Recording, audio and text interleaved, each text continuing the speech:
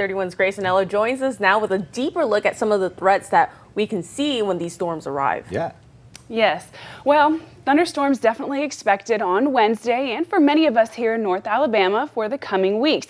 But here's one thing you might not know. Thunderstorms can produce things called microbursts. Here's what happens with a microburst. Dry air surrounds a very saturated thunderstorm cloud. And what this does is cause evaporative cooling in the top of the cloud. That means that hail and precipitation start to build up in the region and create a mass. Well, eventually that mass inside the cloud will be so heavy and so dense that it only has one option: to fall to the ground. And it does that very quickly, up to 100 miles an hour when this massive hail and precipitation falls to the ground. That's the same category strength as an EF1 tornado. Well, this burst can hit the ground and then it spreads out to either side up to 2.5 miles in diameter, meaning that the damage can be pretty severe.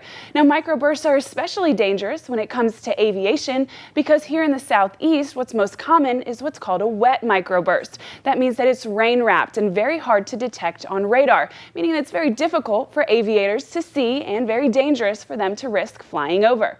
Now, here's one thing you might not know. For every one tornado, it's possible to have up to 10 microbursts. Again, that's a speed of 100 miles an hour, the same size of an EF1 tornado.